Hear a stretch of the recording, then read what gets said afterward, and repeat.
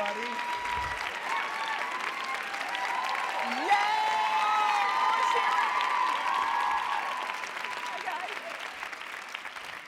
Hey, Hodes. Hey, honey. How you doing? How are you doing? Mazel on the book. Thank you. Where We Belong, Journeys That Show Us the Way. Thank you. I thought I was introducing you. The only other thing that I was going to point out was that Hoda is lactose intolerant. Oh, God.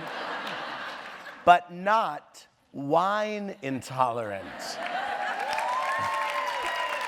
Is that wine you're drinking? No. This has got, it's a little something special, but it's not one. Nice. A little something special. Just to take you through the, Yes. Take the edge off. Yes, dear. Of Kathy Lee. How much wine do you, I mean, it's, by the way, okay, hold on. We do have to talk about the wine for a second because even to me, and I am one of the foremost drinkers in television, I consider myself to be, even to me, drinking at 10 a.m. seems aggressive. It does? It does. Okay, well, this started, by the way. Yeah. One day we had Chelsea Handler on the show, and she had that, don't you love Chelsea? She had that book, Hello Vodka, It's Me, Chelsea. Yeah. So she showed up, and we said, well, wait a minute, why don't we make it a fun segment? We'll bring her a drink. So we brought her a drink. She drank it, we laughed, whatever. A couple of days later, Brooke Shields comes on the show, and she's sitting there, and she goes, well, where's mine? And we go, well, where's your what? She goes, where's my drink? I saw Chelsea. I want whatever it was, a martini. So we brought her a martini. And one by one, they were asking for drinks. And the beautiful thing about our show is the management, I don't think paid attention or knew we were on TV. Right. Because we were drinking wine for months before somebody said, what are you guys doing? I was like, oh no, we have Fun Day Monday, we have Booze Day Tuesday, Wines Day Wednesday. So it just got off and running. But you know we sip. We can't really No, drink. I know. Yeah. I don't even, when I have subbed for KLG, I don't even drink the wine. It's too early for me. No. I know, but we do. I know, you do. do. You do. How many, do you see Kathy Lee when you're not on air? Yes. In other words. Yes. I was like, in my mind. That was a pregnant pause. Do you see her, in other words, is there a possibility that you could get off the air and then go have more Kathy Lee? Yes. Like go to lunch? Yes. Wow. We go to lunch. We go to Broadway Yes. for matinees and stuff, and we hang out. We are, like, when we had some time off, we're checking in with each other a lot. Some people are friends on the air, and that makes a great relationship. Right. But it's kind of like you and Anderson. Like, you are friends. Like, you go on vacation, you hang out, you go to each other's houses. Right. She and I have the exact same thing. And the funny thing is, getting to know her over these years, I used to think she was just kind of a funny, wacky, laugh and scratch, zany, that person. She reminds me of a Real Housewife of Orange County. Like literally from the day. But she has such a serious side to her. And I think you've seen it a bunch of times too. Yeah. And, I mean, especially, she's been through a lot lately, as we all know, and the way she's handled it has been amazing, I think, with grace and strength and stuff. It's not an easy thing. And you were really there for her. I mean, just in talking to you about those days, it showed me not only what a loyal and sweet and true friend you are, but you're a person of faith. I mean, did you grow up religious? I didn't. I mean, we were all about God, and in our family, you love God and you're kind to people. Kathy Lee has a deep, deep, deep faith. Yeah. And the funny thing is, and this is a weird day, the day that Frank passed away. I won't forget it because it was my birthday. It was it was August 9th, and I was flying back from New Orleans, and I looked at my phone, and I saw some texts from like my sister, my mom, happy birthday. And I saw one from Kath, and it said, Frank has gone to the Lord. And I looked at it and I said, that didn't make sense because I just saw Frank. And I called her and I said, hey, what happened? She said, he died this morning. He was getting ready for church, and he had breakfast and he passed away. And she said, please don't come out. I want to be here by myself. So I hung up the phone. I was at the airport. And you know when you make like a weird, quick decision? I said, you know what, I'm going out there because I don't know, but I'm gonna go. And I won't forget it. I went out there and I got to her house and she was standing in the backyard. I could see her back. And she turned around and she looked at me and she said, Hoda, I'm so glad you don't listen to me. Right? Sometimes you just need to have that person there. So, and you know what she said to me, you guys? This was so, it was, I don't know, just opened my eyes. She said, Frank's death was not a tragedy. She said, a tragedy is a 5-year-old kid with cancer. Right.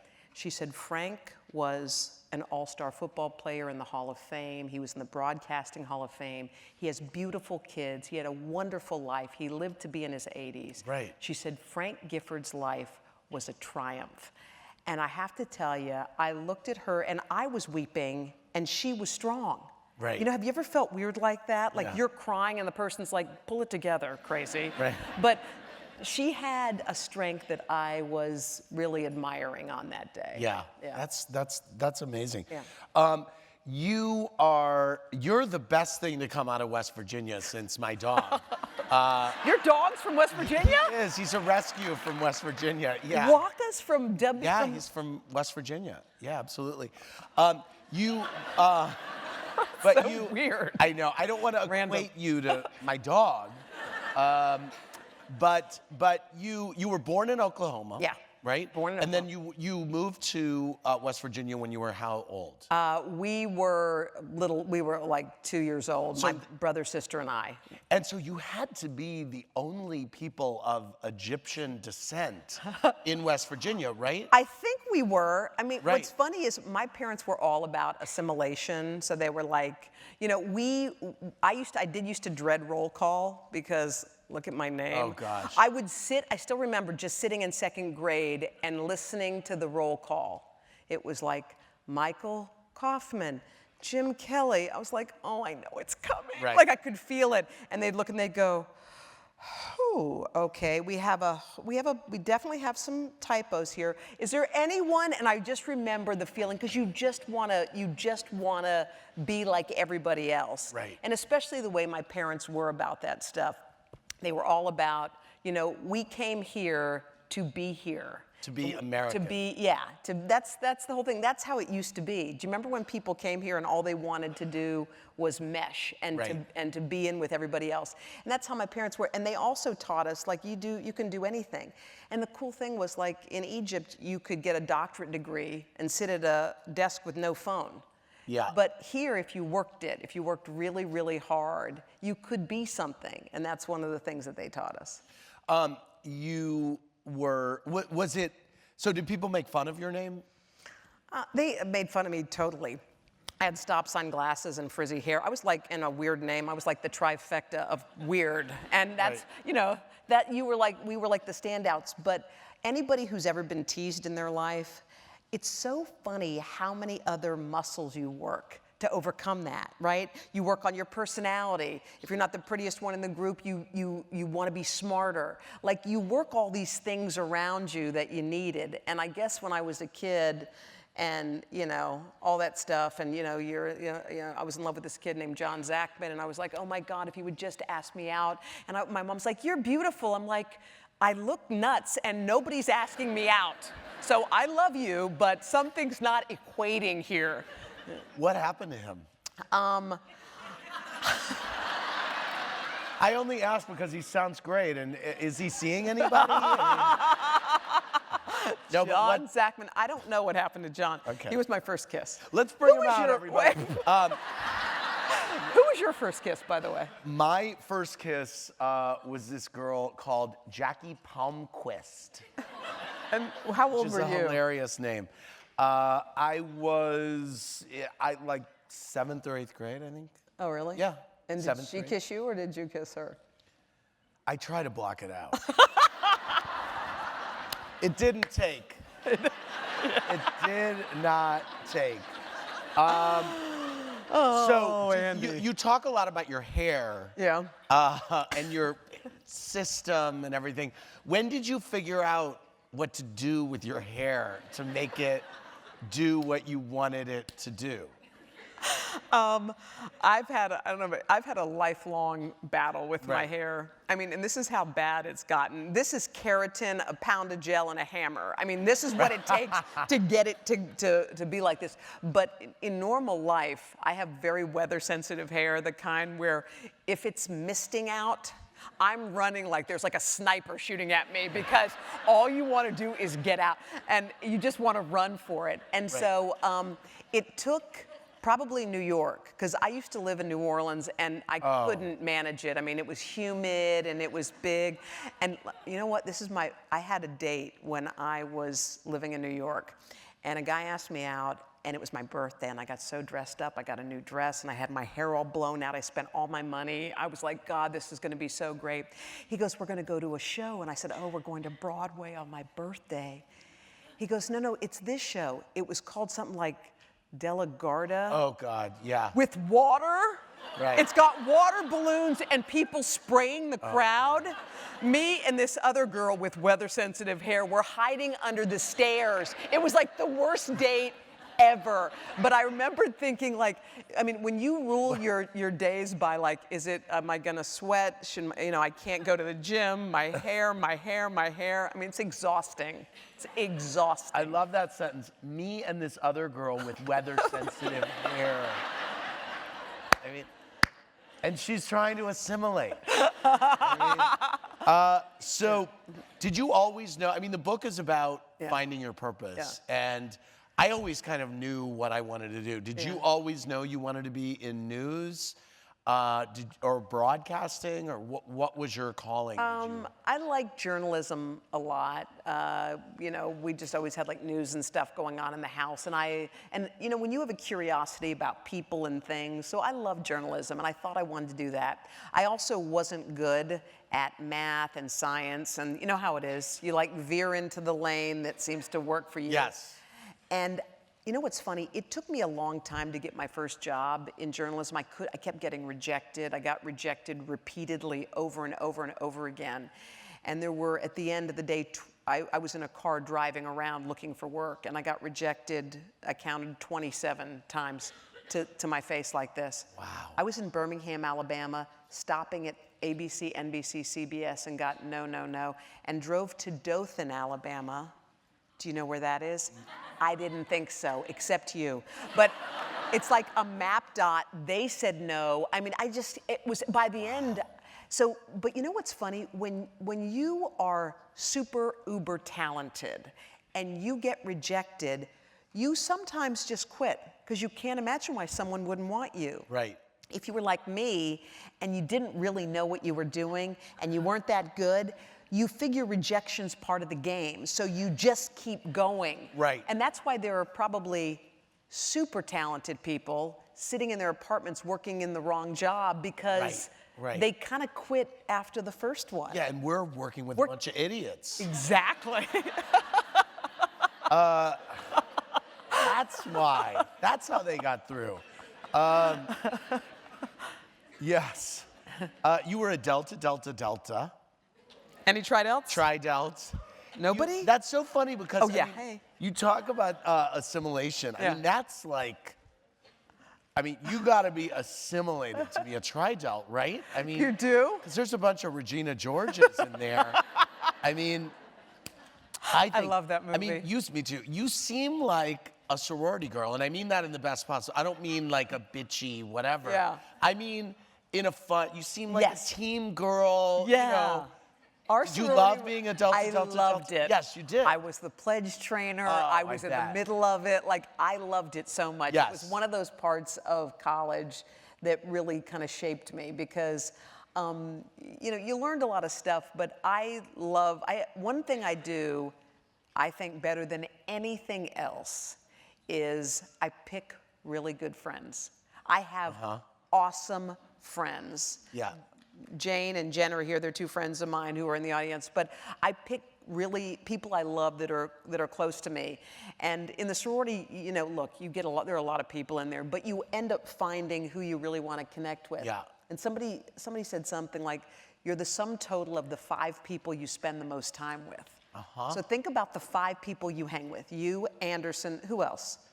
My friend Liza, who's Liza, here, who we love. right? Who else? My friend John Hickey. John Hickey, you love. know who that is. My friend Bruce. Bruce? Yeah. Okay, Yeah. so you have like a Right. good crowd. Yeah. But some people, I've heard people who said, oh my God, my friends are so bitchy. I'm like, you're a bitch. Like it works. right. Like doesn't it work Right, sometimes? yes, You it's true. totally understand why they're Yes. surrounded by Yes. people like that. Yeah, right.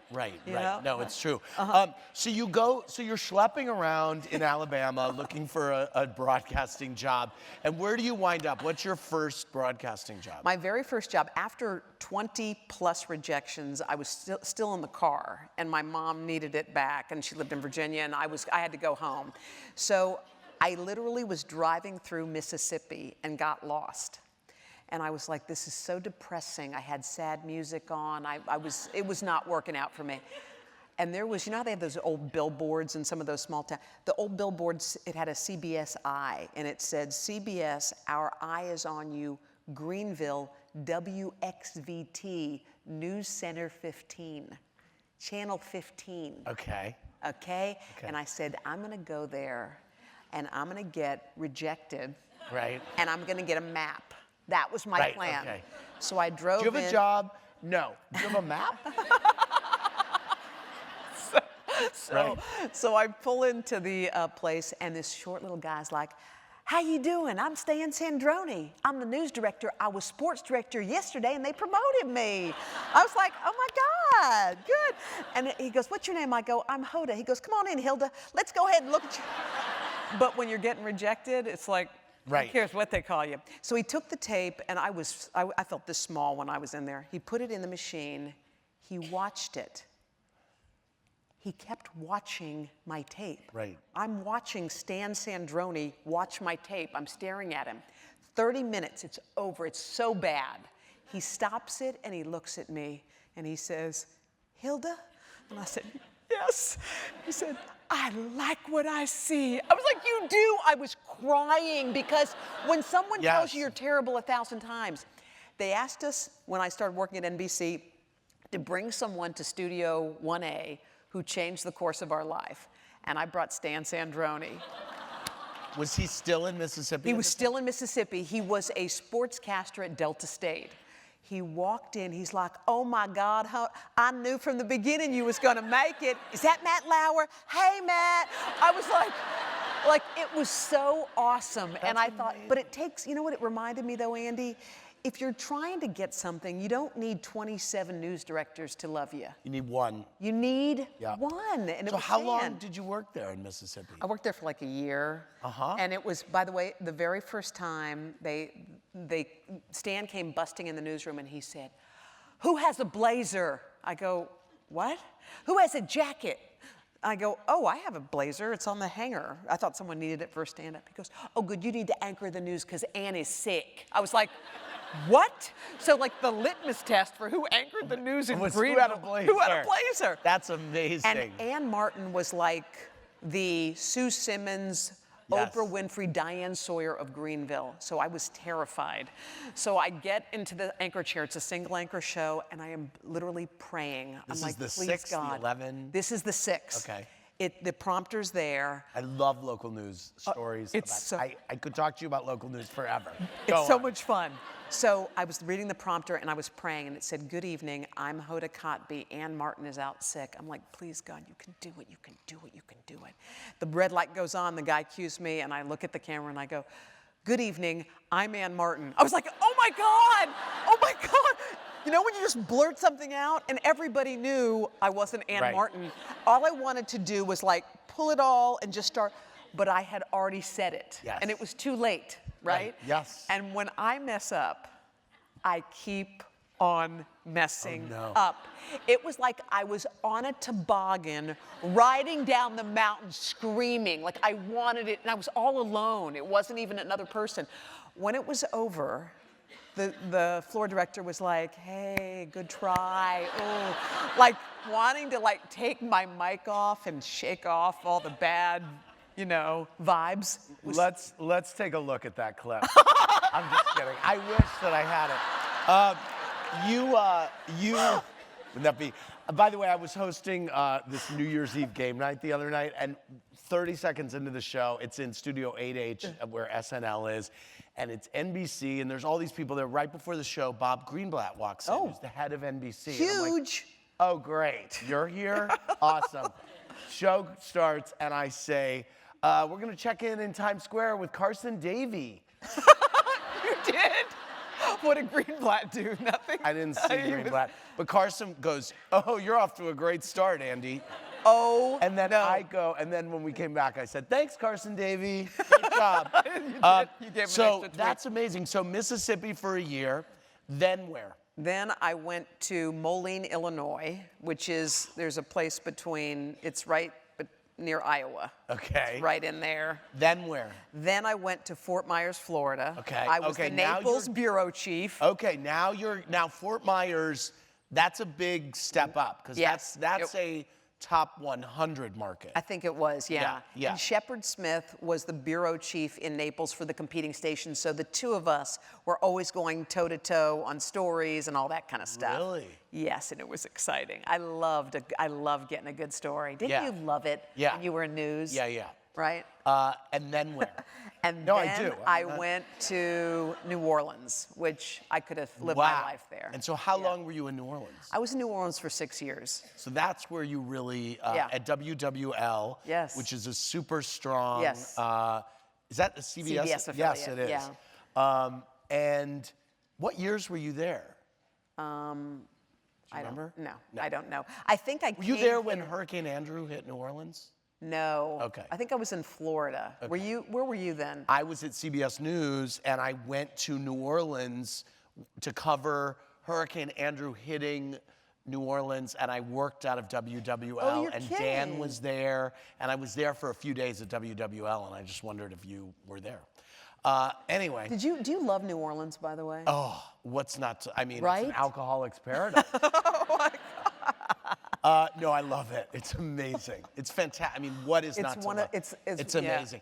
And you really, it made such an impact on you, because I noticed from your Twitter feed, Yeah. not only are you a huge Saints fan, Yes. but you seem to go back there all the time. I do. And you're still buddies with your kind of local news buddies Yes. from there. Yeah. There's that lady you're always tweeting. Karen. Yeah, Karen Swenson. Is that right? Swenson, Yes. she's gonna be so happy right now. Really? that No, you because I said her follow you on name. Twitter, and I love a local news star. And so is she like the big local news She is star the of New Orleans? queen. She I is figured. Queen Bee No, of New she's Orleans. like a star in my mind. You're 'cause I'm kinda always turning like, red talking oh my about God, Karen." who is with Karen Swenson? She's gonna freak. I love a local news star. Yeah, I So, loved it So there. did you go from there to NBC?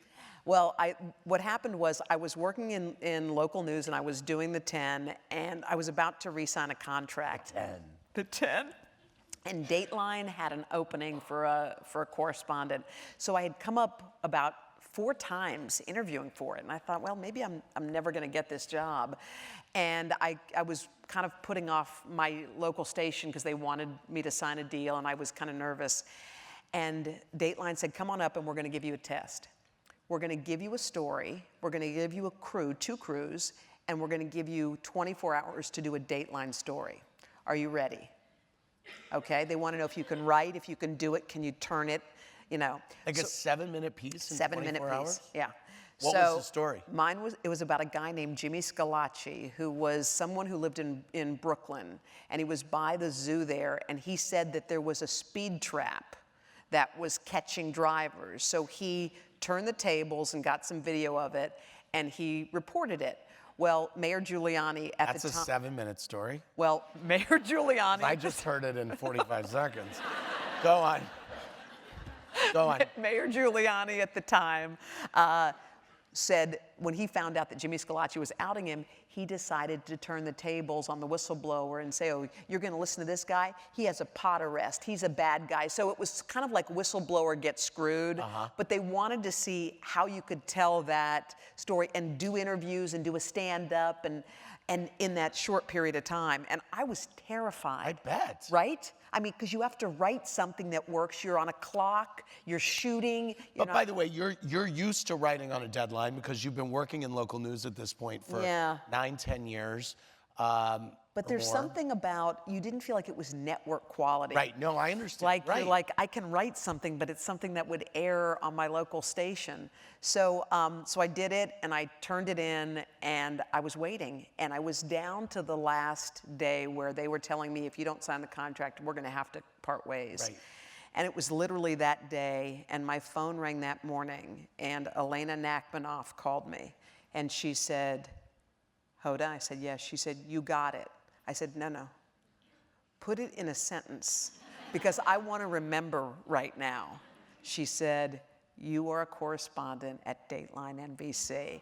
I hung up the phone. I called my mother, who was sitting in the same cubicle she's been in for 30 years at the Library of Congress. Wow. I dialed her number, and I said, Mom, I got the job. I'm going to be a correspondent. And she stood up from her seat and said, my daughter's a correspondent at Dateline NBC. And you could hear all these ladies clapping from their It's like cubicles. Working Girl. Yes, like Working Girl. With Joan Cusack. Yes, Tess McGill got the job. So I said good. Trask Industries. Trask Industries. So that's amazing. That's amazing. It was really one of those life-changing moments, I think, for me. For sure. And I took, by the way, I took a pay cut to work at the network. Are you kidding? Yeah. Wow. I mean, yeah. Oh. Well, it paid off. How long were you at Dateline? I was at Dateline for, I guess, I don't remember how long. I'm terrible with years. Yeah. You're good with, I don't remember, but probably 6, 7, I don't know, something like that. And then from Dateline, did you go to the Today Show? Yeah. Yes. Yes. And when you started at the Today Show, it was to do what? Was it to do the 10 o'clock? Well, yeah, it was. I was always kind of filling in. I was one of those people who filled in a lot, and Right. I won't forget this. I was getting ready to sit down and interview someone on the 9 o'clock. I was filling in, and I guess Amy, you know Amy Rosenblum? Of course. Amy Rosenblum's a producer, and she liked me, and she wanted me to succeed, and she went down to the executive producer and said, what do you think of her? Pointing up to the monitor. And he goes, oh, no, not her. She's boring, no. And so Amy got like her eyes as big as meatballs and came running up to the studio. She goes, they think you're boring. I'm like, it was 30 seconds till I'm gonna interview somebody. I go, what? Who thinks I'm boring? They think, zhuzh it up, zhuzh it up, do your thing. I gotta go. And she ran off, and I'm looking at this person, and I don't even remember what the topic was, but it wasn't something you could zhuzh. It was like someone who had an illness. I don't remember. So I did the interview. And when it was over, I talked to her. I said, what is the story? She said, you know what? She said, you have to be the person you are in my office. She said, stop trying to be right. And that's what I used to do. I used to get my questions just right. And I'd get out right on time. And I'd throw right to the sound bite. And I was, yes. And you got it right. And it was perfect. And it was perfectly boring. Yeah. Right. It was really dull. Right. So I ended up getting the 10 o'clock, and it started off with Natalie and Ann and me. That was the beginning of the 10 o'clock hour. Oh, that was the beginning. So then they bring Looney Bin in. I'm just kidding. I love Kathy Lee. I love Kathy. No one loves her more than me. Yeah, you do love her. So they bring Kathy Lee in. But remember, this is the deal. We were doing that show, and Amy and I were at a restaurant. We were at Michael's. And we saw Kathy Lee at a table, and Amy goes, oh my God, is that Kathy Lee Gifford? I said, I think it is. So we go over like two fangirls, and we're like, hi, oh my God, it's so exciting. And Natalie and Ann were both gonna be off later that week, and we said, are you free to fill in one day? And she said, well, I don't know, I'll have to check my schedule yet. She came that day, her cleavage was out, she had hair pieces all in. I mean, she was doing what she does. Housewife. And the show. And the show was electric. Yeah. Like she changed the game. She's a game changer. And so after that day, I thought to myself, she's gonna be here. She's gonna be here every day. Right. And it worked. Right. Yeah, it ended up working. Yeah, it really did. I mean, the show is wildly successful. The two of you are a great, great duo. And it's so satisfying to work with someone, I'm assuming, that you know that it's great on TV and you know that you're making something. Have you, in all of your years, I wonder, when you were in local news, did you ever work with someone who you couldn't stand, who you were having to? Oh. No, I don't think I ever worked with anyone I couldn't stand. But it's so much better when you really like them, because when you know that someone has your back, because that's what's important. There was one time when it was early on when we were doing the show, and I said to Kathy Lee, we were in the makeup room, and I go, "Oh God, it's Valentine's Day." And she goes, "What about it?" I go, "I hate it." She goes, "How can you hate Valentine's Day?" I said, "Oh," I said, I met my now ex-husband on Valentine's Day. And I said, and our divorce papers weirdly became official on Valentine's Day. I said, it's so weird. Anyway, so that was all over. So the show's starting, and we said it on the air. We sit out there, Andy, there are hearts and flowers and balloons, and I go, "Happy Valentine's Day, everybody, good morning." And she goes, "Not for you." I was like, oh my God, what just happened? But because I love her, and I know, but it takes a minute, because some people you're not sure if they are going to catch you. Yes. And some people just do it for needling. But I love her, and it's the intent that matters. If someone I wasn't so fond of said it, I wouldn't be so happy about it. But I care about her, and she does have my back. But that was like a grenade exploding. I didn't know, I really didn't know what to do. By the way, since you brought it up, you were married to your husband for how long? I know you're not good at years, but you remember this? I knew him for 8, and I was married for 2. You were, oh really? Yeah. And was he a tennis pro, did I read? Wow, what is... Yes, he was. He played. Yeah, he played. Was. He taught tennis. He used to play the circuit, and then he taught later. Okay. All right. No, I'm just curious. I mean, that does sound shady, tennis pro, right? I mean, anyway, so, but right now you are happily in a relationship, and what is your rule about talking about your relationship on TV or publicly? Joel, what's our rule about talking about our relationship? Joel He's like, you tell me. Joel happens to be sitting right there. We, you know what? We don't talk much about it, but I feel really, really lucky that that I met Joel, that he's here, that it's a great part of my life. Did it get hard to meet guys and date guys when you became famous and you're well known and the guy isn't, and there's a preconceived notion, and or did it not really matter? I don't think it mattered. I don't think it mattered at all. I think meeting people's maybe harder, because you're not really quite sure, how do you meet people? You know, it's weird. And Joel and I met we were at there was this event, this Wall Street event for Wall Street guys, and somebody asked me to speak. Sounds like a blast. Although I'm the single one, so maybe I should go. Go on. Well, somebody asked me they wanted me to speak and talk there, and I said, "Really, are you sure? Because that's not really my crowd." But anyway, so I ended up going, and it was at the Ritz downtown, and it was one of those rainy, bad hair nights. Weather sensitive hair. Hello. So I got in there, and there weren't that many people there. Most people were on their phones. I kept thinking, like, what am I doing here? And I did the thing, and it was over, and I'm sure everyone was happy it was over. And then I go, "Okay, well, thanks so much, I gotta go." And the person who asked me to do it kept apologizing. "This is so bad, I'm sorry." And they said, "Oh, you gotta sign some books." And I was like, "Oh, all right." So someone said, "Oh, will you write it to my aunt? It's Bertha, Bertha. Would you write one to my grandma?" I'm like, "Oh my God, what is happening?" And then a really handsome guy at the end said, "Will you sign my book?" And I said, "Sure. Who do you want me to write it? Who should I sign it to?" And he goes, "How about to me?" I was like, "How about to you, Joel?" So, and we've been dating for almost 3 years. Nice. So there you have it.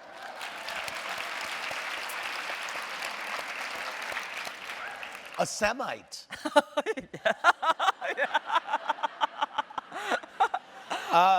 You have 5 secrets to happiness.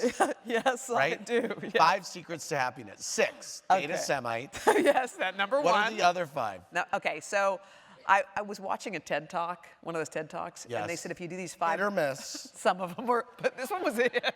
Okay, All right. Thank you. So this one said, do these things, and I started doing it, and it worked. When you wake up in the morning, first thing, write down 3 things you're grateful for, specifics. Do you do that every day? Every day. Really? Not the sunrise, not the... It has to be a specific, in other words. Are they similar every day? Something different every day? Think about, like, thanks to, wait. My dog. No, not like that. Oh. But like, like this. But Like Okay. the guy who held the door when he had 3 bags in his hand and he could have let it swing. Something small and specific. Okay. Okay. After you write those 3 things, then you write down something great that happened in the last 24 hours. Okay. No matter how big or small. Something. Okay. That's 2 things, right? Okay. But it starts to change the way you think when you wake up. Instead of waking up going, oh God, your brain starts literally changing into 3 good things and 1 great thing. You're like, okay. Then you do exercise, 30 minutes if you can. Okay. Pray, meditate. Okay. And the last thing is 1 random act of kindness. Oh, a week? A day? A day. Can I tell you one thing that someone did that made me realize why I should do it? So I'm in my building, I'm going up in the elevator, and this kind of weird looking girl has on an Oscar the Grouch hat with like eyes, and she's holding cupcakes. So I get in the elevator with her, and I go, oh my God, those look good. She goes, they're salted caramel. I was like, oh my God, I love salted caramel. Where are they from? She goes, oh, they're from Brooklyn. I go, oh my God. So I'm oohing and awing, and then the elevator doors open, and she walks away with the cupcakes. And I said, good night, and I went to bed. Next day, I'm coming into my building, and the doorman says, oh, there's something here for you. And I said, oh, what is it? He hands me a note and a little box, and it says, hi, I was the girl in the Oscar the Grouch hat. You were admiring my cupcakes. They were all spoken for. I had a little extra time, so I went to Brooklyn and got these for you. Could you cry? Wow. Like, is that unbelievable? Do we live in 2 separate cities? You are a. You are funny. You're you funny. are funny. No, you're funny. Do we care about the book? No, Not no, really? I'm going to talk. Okay, I'm it's ramping fine. up to the book. It's fine. No, we I'm don't need to ramping talk up about to the book. No, I'm watching the time. I don't know. To move on to a serious topic, Yeah. you are a breast cancer survivor. Yeah, yeah. Talk to me about.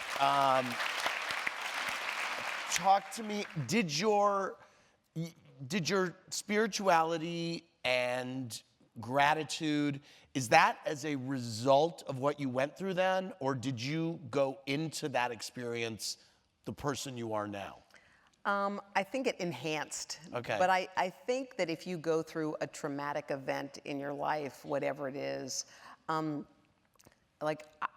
it taught me that my life has margins. That's what it taught me. Like, there's a beginning and an end. And I hadn't really thought of that. I mean, it sounds so basic. Yeah. But I hadn't thought of it. So it made me less fearful. Like, the reason really that I got this job on the 10 o'clock with Kathy Lee is because I got sick around the time I was working at Dateline. And after I got better, I remembered I was in my apartment and I had just gotten divorced, and it was like not a great time in my life. And I got this 4-word kind of epiphany, and it was, you can't scare me. And I remembered thinking, oh my God, like, what am I afraid of anymore? Like, the worst things have already happened. And I knew at that time there was going to be a new hour of the Today Show starting. And I said, you know what I'm going to do? I'm going to do something I've never done. I'm going to go up there and I'm going to ask for that job. Because I always wait to be noticed. Like, did you see me? I'm working hard. You're going to promote me? Like, someone's going to walk up to me and give me a raise. Like, that's not happening. Right. But I remembered going up to see Jeff Zucker, and he was on the 52nd floor or whatever. And normally when you go up to see the big boss, I get a little nervous and I'm sweating and my heart's going like boop, boop, boop, boop, boop. I got in the elevator and I was so calm because it felt like nothing. Right.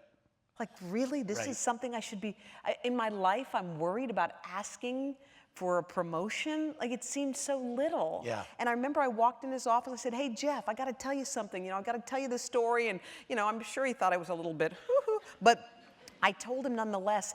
And, with that and other people helping me, I ended up getting that job. Right. And I think, honestly, if I hadn't gotten sick, I don't think I would have had the guts. Huh. I think I would be at Dateline, and I probably would be fine. Right. It's so interesting how life puts everything back in Right? perspective. I mean, You shake your head and you- I was offered Watch What Happens Live right after losing one of my best friends in the world in a freak accident. And I remember, and I came back to work a week later, and they said, "Do you want to do this talk show?" And I was like, "Yeah," but it didn't mean what it would have meant. Didn't mean, yeah. And so it was still a wonderful thing, but it just, everything was so in perspective. So I went into it with such a better I was able to be, this passed away? instead I didn't of know crazy. someone passed away who you It's a were long close story. This all. I have to tell my long stories. Yeah, I know. Well, good. When you interview me about my next book. So that is your journey. Yeah. That's your journey. Yeah. And today you are where you are. And this all leads me to the journeys that are featured in the book, which is about finding your life's purpose. And it's clear that you've always been a purposeful person. And the stories in the book are great. And you've got everyone from Margaret Cho to Mark Burnett and some really kind of interesting, really varied people. And I love your curiosity about people and about human stories and about uplifting stories. Do you have a favorite in the book? First of all, don't you love that the book's kind of little? I do. I love It's like a little. mini. It's Don't like you love a I can little? Put it in my, your little pocket. It's like a little Mitch I Albom like book. a pocket gay. I like a pocket book.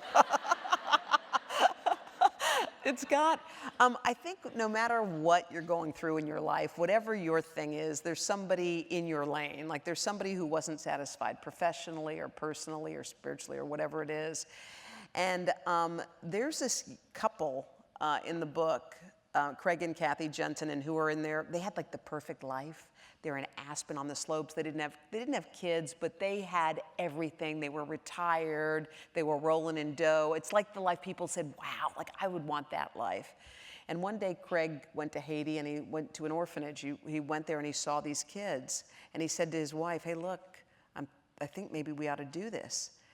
They ended up adopting 3 kids from that orphanage. This is a guy who did not want children, had a vasectomy when he was 30. Wow.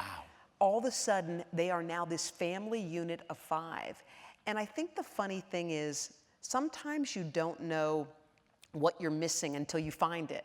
You didn't even feel empty, right? And then when you have it, you think to yourself, how did I live without this? It's like how you feel about Waka. Like, what was your life like before? And you thought to yourself, I'm sure, I don't have room, I don't have time, I don't have space. And now you can't imagine your life without him. Right. And it's sort of what people are finding on their journeys. Sometimes you have to find that thing to make you feel whole. How did you find the people? Internet, just looked around and did all that. And I want to point out Jane Lorenzini's in the audience. Her name's little on the cover, but it should be really huge because Contractual. But anyway, she's a genius writer and one of my dearest friends in the world. We should have her take a bow. Hi, Janie. Hey, Jane. Thank you. Yes. And tell me another one. I know, they're all good, but I think the funny thing is there's a young girl in the first chapter, Andy, her name's Michelle, and she had this really crummy upbringing, difficult upbringing. No one was in her corner. Her guidance counselor in high school told her, just go work in a factory. That's gonna be what your life's about. She got a degree from Harvard. She's got her Harvard Medical School degree. Wow. When you read her chapter, and I'm not going to give it away, but when you read it, you'll think to yourself about any of these people, if they can do that, then I can do this, like whatever your this is. Right. And look, you can't quit your job because you need insurance and all that stuff. And I think it was Bethany who said, I thought this was great advice she gave. She said, if you want to be in a different profession, she said, put 10% of your time and 10% of your money toward the thing you want. Right. So you're still doing your job. You're not a dummy. You're not going to give it all up. But at least, number one, it helps your sanity. Number two, that in the next year it might turn into 15% or 20% of your time and money. And you might be able to switch careers. Yeah. But I think sometimes you feel lost and you're not sure what you should be doing, but I think you can test the waters. You don't have to like throw it all away and jump off the mountain. It's so, I mean, I always say about working in TV, people say, what do you do? I say, I get to work in TV Yes. because I feel like I feel privileged to work in TV, and I feel like it's not a job. I love it so much. I get to work in that field, Yeah. and I think that the dream for anyone is to feel like they get to do the thing that they're doing, you know. And that's the journey. That's the search, and it's hard. If you weren't doing this thing right now, what Right. you're doing, what would be your number 2? I think maybe being a shrink. I listen to a lot of ladies tell me they're mishigas a lot, or maybe a teacher. I don't know, not math or science, but I like working with people. We have some questions from the audience. Yes, what are they? You don't like any of them? No, I'm flipping through. Oh, okay. I mean, I want to. Okay, Hoda, shag, marry, kill. You're speaking my language. OMG. Lauer, Roker, Geist. That's a good one. It shouldn't be kill. Is there another option? No, it's the Shag? game. I'll give you mine. No, wait, let me give you mine first. Okay, good. Shag, marry, kill. Oh my gosh, I guess I'd have to, shoot. I can't kill Roker, but I was thinking about it. Well, Okay. you might have to. All right, I think I'm gonna have to marry Willie, shag Lauer, and kill Roker. And I'm sorry, because I Okay. love Roker. Well, what would you do? I would marry Lauer, who I might be in love with. Yes. Shag Geist. Oh, And Roker's kill the getting weatherman. killed. Yeah. Oh. No, it's fine. I love him. Yeah. I love him. Hoda, I'm working my way to the top, but trying not to sweat the small stuff along the way. How do I keep this up? I think it's one of those things when you feel like you have a lot of stuff on your mind and on your heart or whatever, I think try not to be so self-focused. You know, sometimes when you think too much about how you're feeling, what you're thinking, what you're doing, I think sometimes if you turn it around and help somebody else out, it changes the game. Someone told me this story and it forever changed me about that kind of stuff. There was a young girl and she was 12 years old, 10 or 12, I think, and she got hit by a car and she lost the use of her legs. She was in the hospital for children, and she was obviously devastated, and so were her parents. And the doctor said, do me one favor, put her in a room with other kids, and there's another child. So they went to the daughter, and she said, I don't want to do it. Just leave me alone, okay? I've got this horrible life ahead. Just leave me alone. And a couple of days later, the child was getting really depressed even more, and the doc said, please, ma'am, put her in with another child. And the parents tried again, and she said no. And finally, the doctor says, I'm insisting. So the parents moved her. She was in the room with another kid, and the wheelchair was by her bed. So the kid in the bed next to her says, can you help me? And she said, what? He said, can you help me? And he said, can you push this button? I need this button pushed for the nurse. And she said, how am I supposed to push the button? She said, I've lost the use of my legs. And the kid next to her said, well, I've lost the use of my arms and my legs. The girl hoisted herself up, put herself in the chair, rolled over, hit the button. She grew up to become a lawyer for the disabled. She found her purpose out of that. Now, she had every right to go into the fetal position and call it a day. Yeah. But when you are feeling less than, terrible, bad, whatever, there's someone who needs something, okay? Find that person. I think it changes your outlook because I think when you're so worried about your own stuff, you just become annoying, right? Right. I mean, I've been there too. I've done it. So I try not to.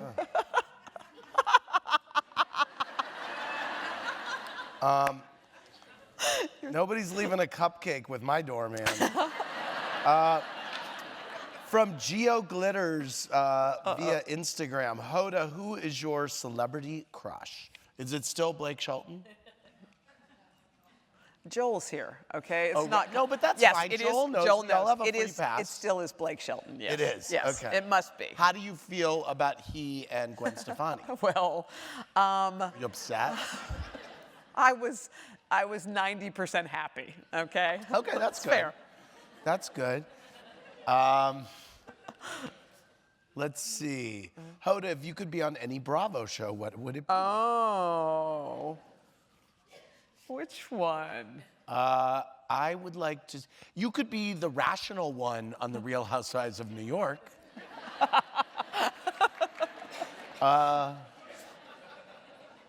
On a day when you feel sick, hungover, moody, or generally just like crap, how do you pull the energy to get on air and smile? P.S. We love you, Katie and Casey. Thank you, Katie and Casey. Where are you?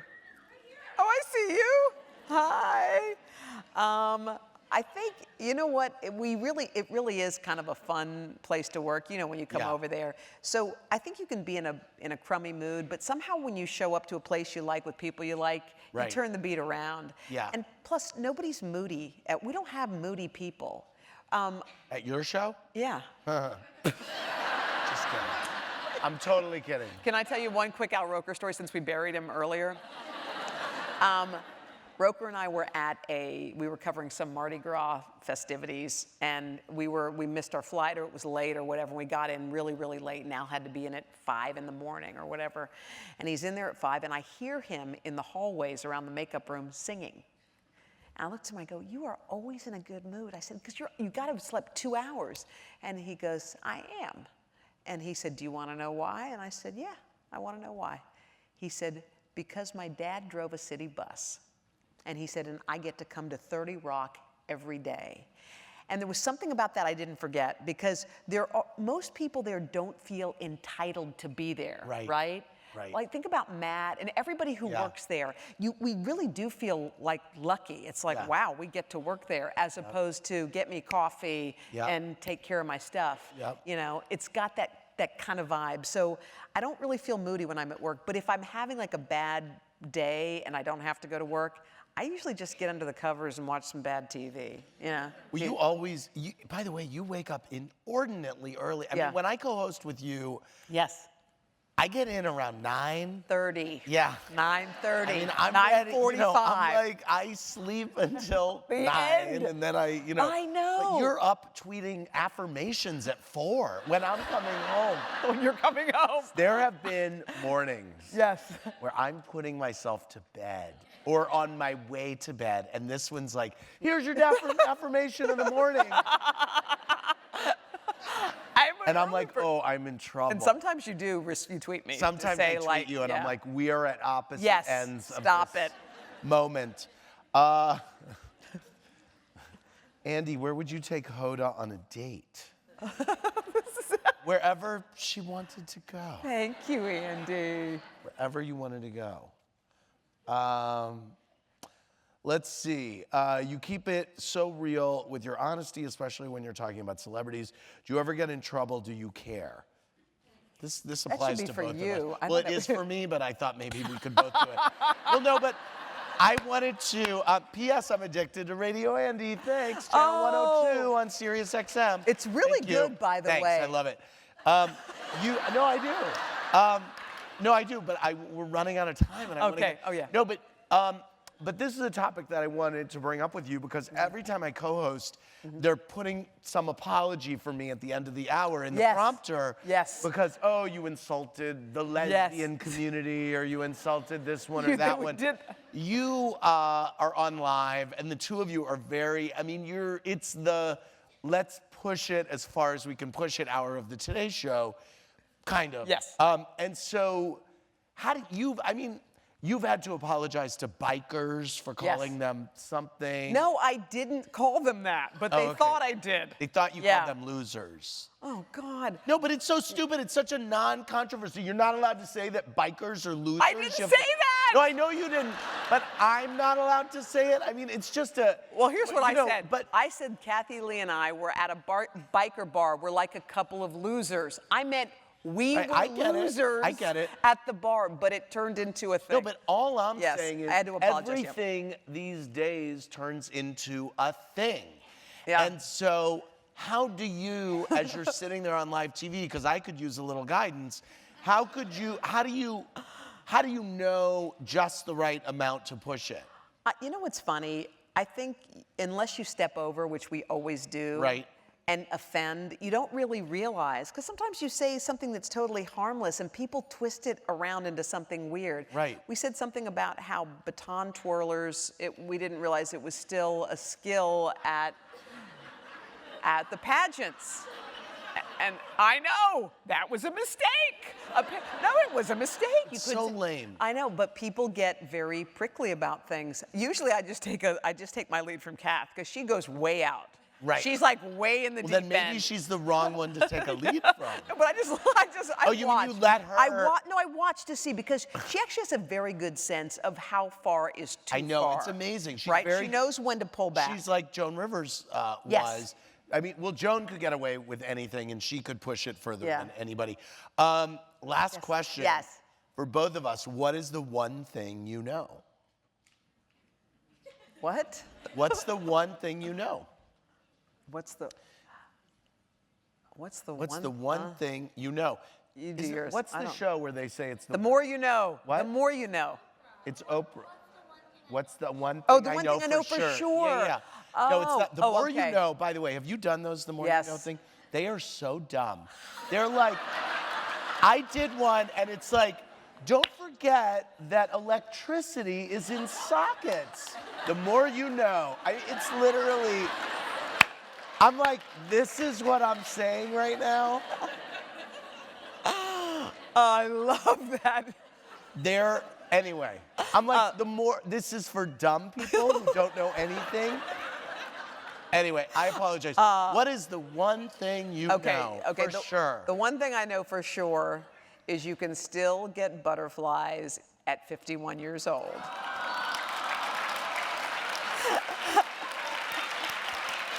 What's the one thing you know for sure? Wow. The one thing I know for sure is that if you have passion for something, it's the most important thing that you could have, and that your passion for something will lead you on a path for success. Yes. I think. Yes. That's the one thing I know. All right. I know one other thing, which is Where We Belong is for sale. Thank you, guys. Right out there, and Hoda is going to be signing next door with her little jug of special juice. And thanks, everybody. Andy, everybody thank get the you. book. Thank you. My pleasure. Thank you, guys. Thanks.